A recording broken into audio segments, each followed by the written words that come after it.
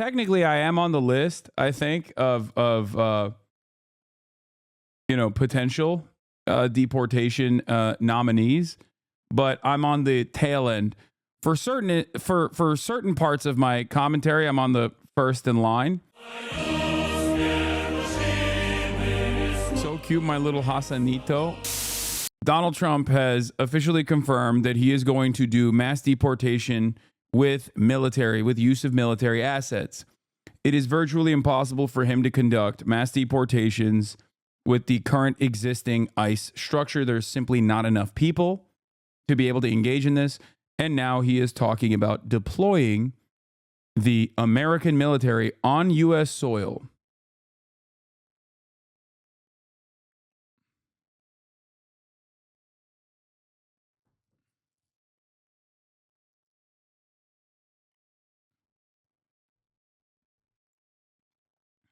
This is legitimately terrifying. Okay. I mean, I'm eagerly waiting for an apology from my dad, who said this was just a campaign thing and he wouldn't actually do this or be allowed to do it by the course. Surely this apology will come in any minute now.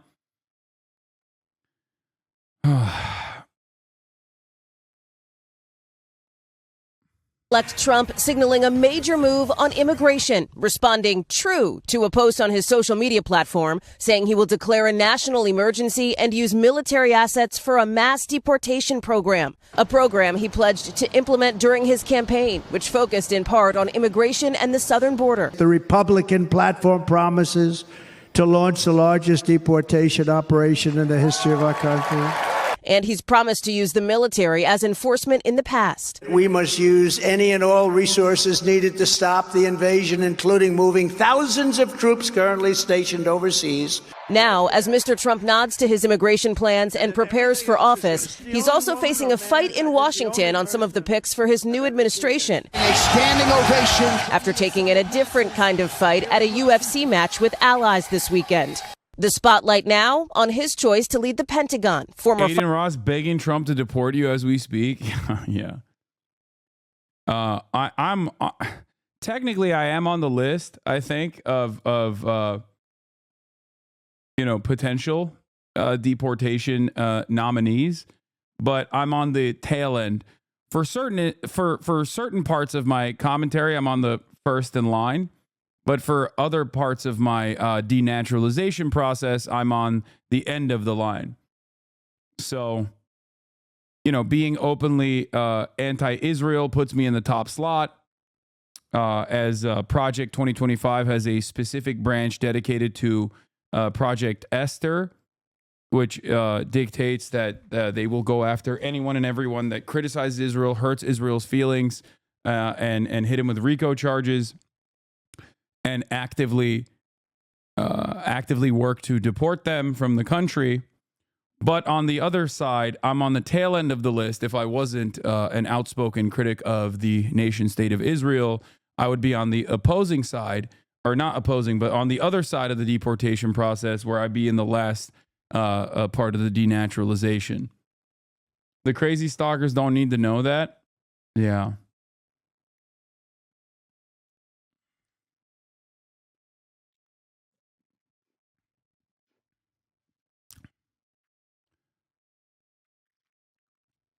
Now, people go, oh, well, this violates Posse Comitatus Act, federal law, signed into law on June 18th, 1878 by President Rutherford B. Hayes, that limits the powers of the federal government in the use of federal military personnel to enforce domestic policies within the United States.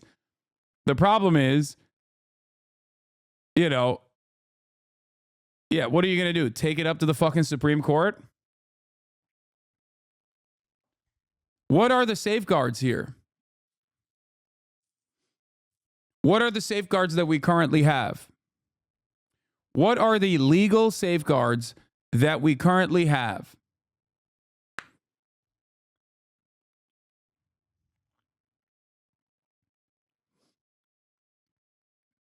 I'm about to put some trash in my neighbor's garbage can. Don't do it! There are no checks and balances against this. The Supreme Court is completely in the tank for Donald Trump. So much so that they've given Donald Trump additional protection from legal scrutiny. Okay? So everything that he says he's going to do, look forward to him actually successfully implementing. Okay? There is no reason to believe that Donald Trump this time around is not going to be able to follow through with a lot of these promises. Yes, it goes hand in hand with how he wants to use the Alien Enemies Act to turbocharge deportations. Trump is promising deportations under the Alien Enemies Act of 1798. Okay?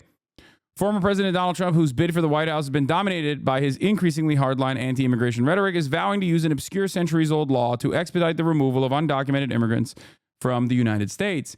I will invoke the Alien Enemies Act of 1798 to target and dismantle every migrant criminal network operating on American soil, he said at a recent rally in California. Ironically enough, a lot of the states, if they refuse to collaborate with the federal government on this sort of thing, refuse to give the federal government information on where migrants are, for example, undocumented migrants are, will trigger a massive constitutional crisis, because then they would have to fight against each individual state. It would literally be civil war.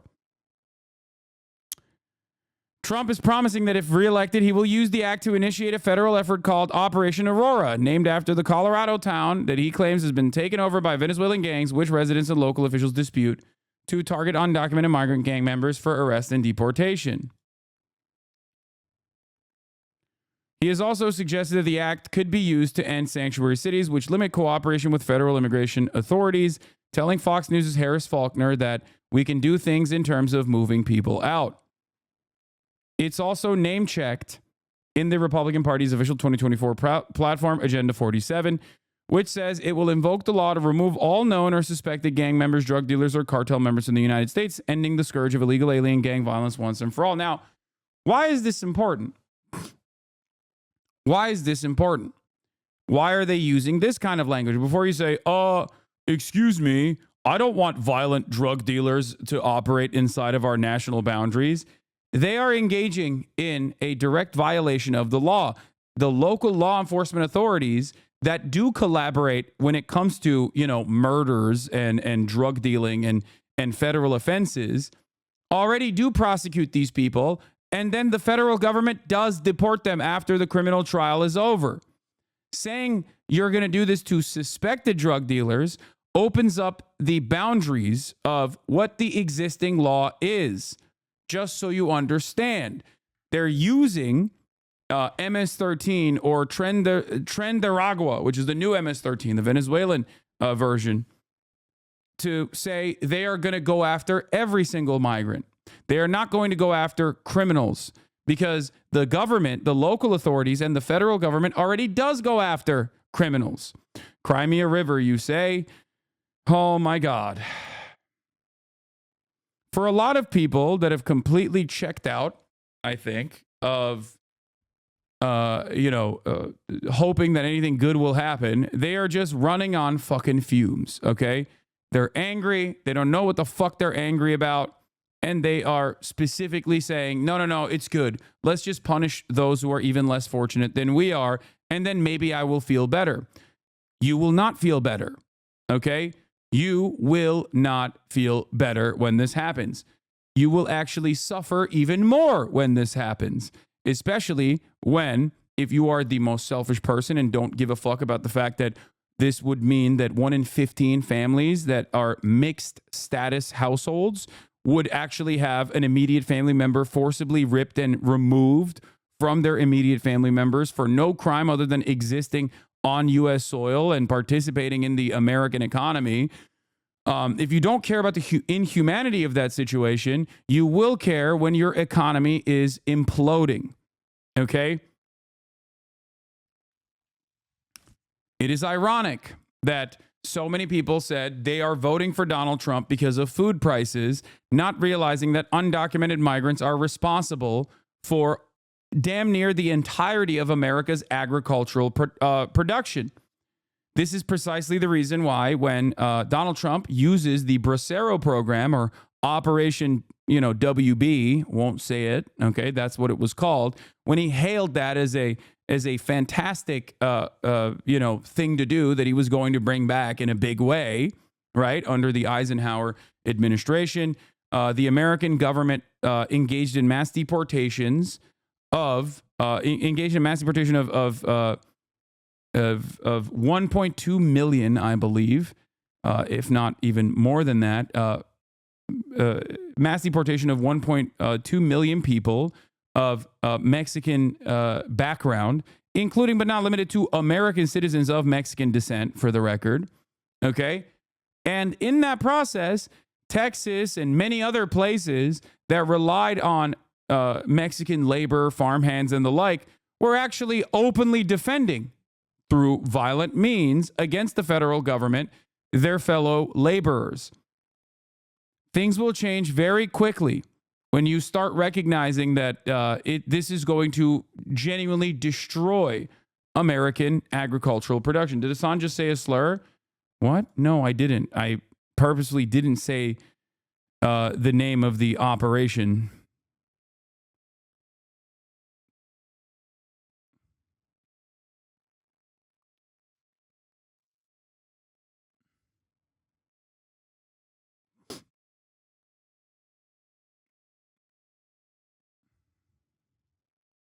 Bros are horny for clips. Yeah.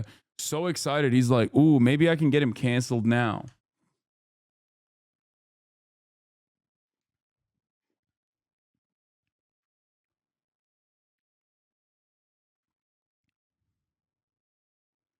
Estimated 350,000 to 1 million deported, up to 60% of Americans. I'm sure the real number is way higher than 1 million.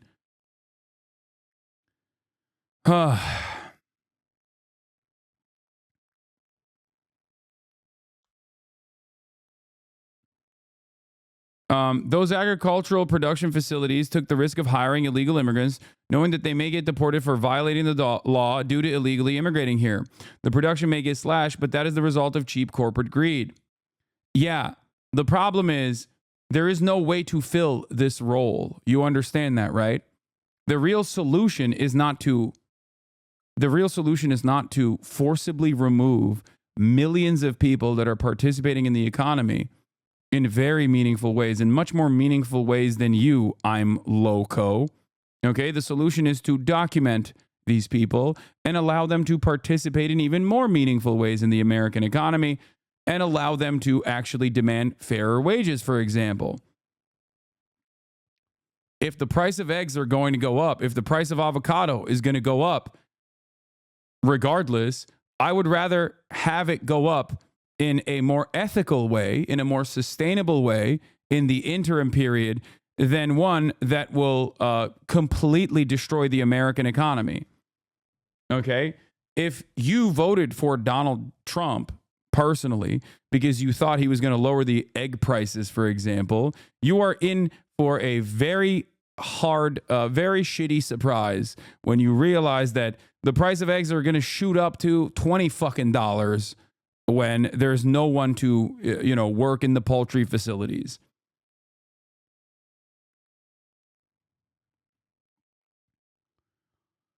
The only difference is absolutely zero people are so racist that they will forego their treats, okay?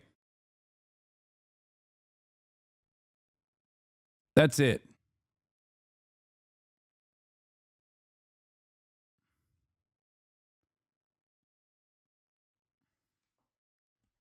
Everything that Donald Trump has ironically advocated for is actually inflationary, even though he was seen as the solution to the inflation crisis that Americans were experiencing. Wage growth did not outpace the cost of goods, the cost of goods going up. Tariffs, on the other hand, is inflationary, and so is mass deportation of 20 million migrants.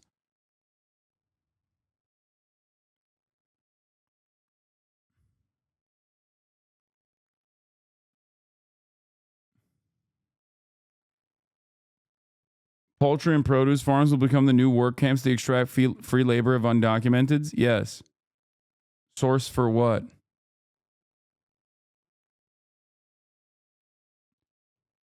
Anyway, those were the old days when they had tough politicians still to crowd of supporters. Think of that. 1798. Oh, it's a powerful act. You couldn't pass something like that today.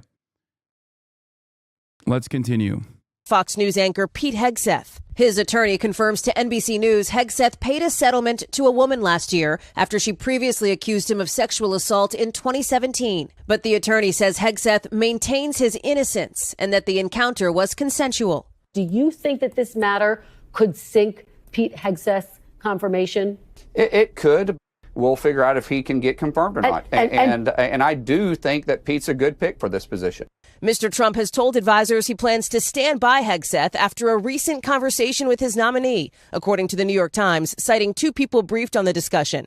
Also facing new Like, the most, dude, the way I see this working, by the way, and there's a reason why, like, the price or the stock prices of private prisons shot up after the Trump victory, is the way I foresee this happening is private prison facilities are going to come back in a fucking massive way. Okay.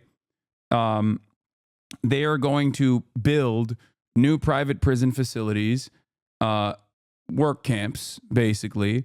And all of the migrants that they put into these work camps are going to have to work for free at gunpoint to engage in this, agricultural production that they were already doing for pennies on the dollar, but this time they'll have to do it for free. This is my speculation, okay? My suspicion is we already have slavery in this country. It is constitutionally protected as a form of punishment, and we will utilize it. Slavery is illegal? No, it's not. Slavery is very much legal, please. The 13th Amendment that is supposed to abolish slavery actually still maintains slavery as a legal form of punishment. Okay? It is still abso-fucking-lutely legal. It's legal in virtually every state, okay? California, as a matter of fact, just reconfirmed its legal status in a ballot measure. California voted to keep slavery as a legal form of punishment 2 fucking weeks ago.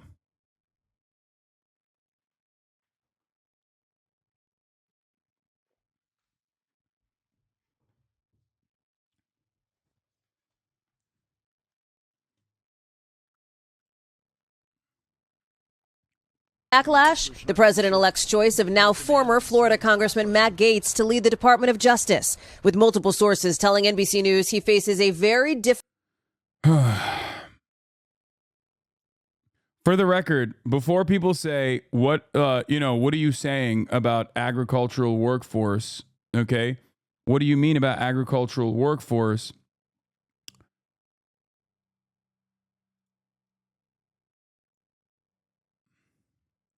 Immigrants in American farms. In 2019, more than half of all hired farm workers in the United States were immigrants, or roughly 450,000 workers. In many states known for their fresh produce, immigrant farm laborers make up large shares of miscellaneous agricultural workers.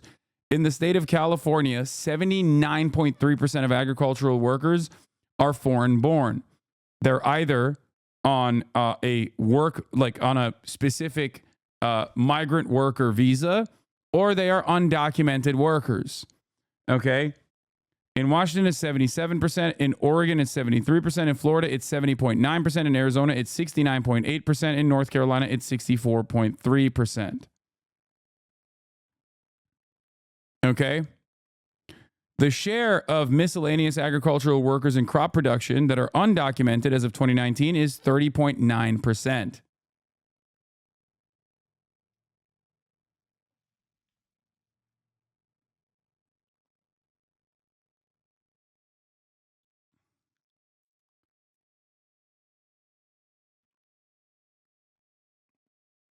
If you forcibly removed even 31% of the entire labor force in the agricultural sector, what do you think that would do to prices? What do you think that would do to supply? What do you think that would do to the supply of readily available agricultural goods?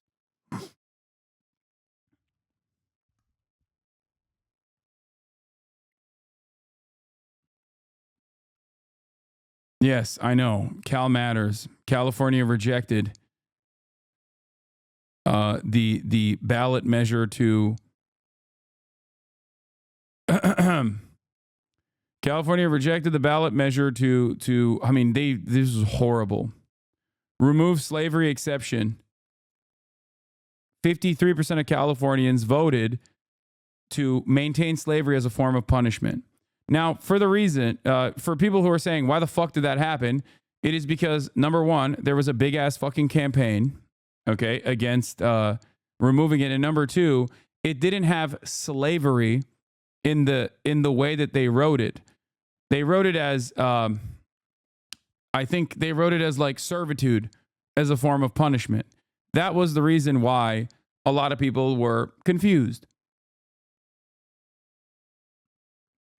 It was written as indentured servitude.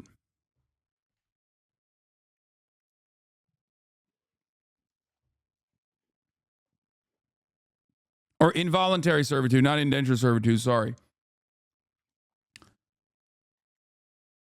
In other states where they openly write it as slavery, these ballot measures actually pass.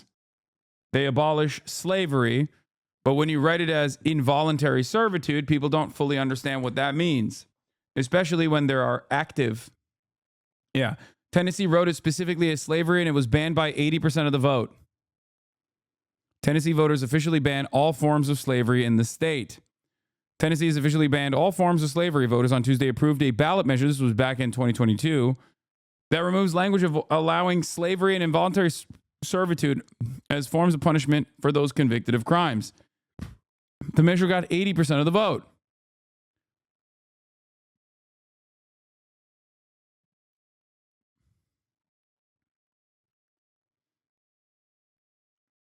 Okay. Anyway, words matter.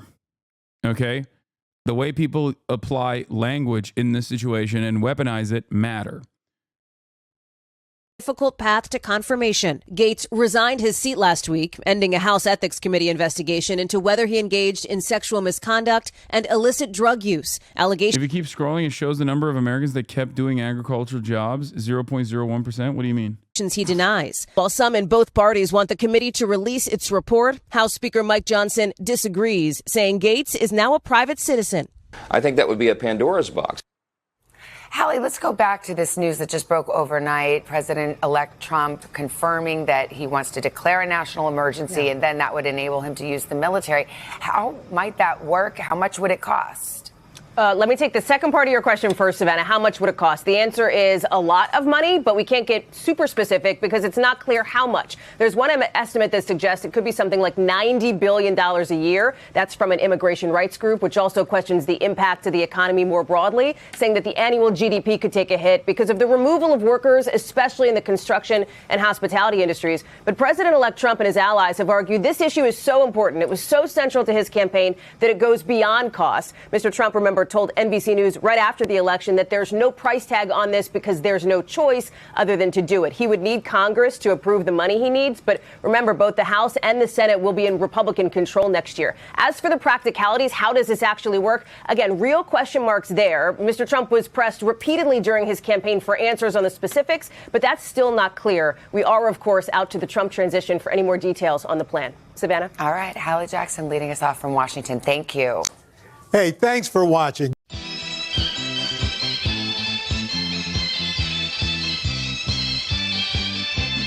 Hiện ra太陽風呀風風風呢，是做太陽是毛不都飛，看看到我們的職業版呢，這裡本身上。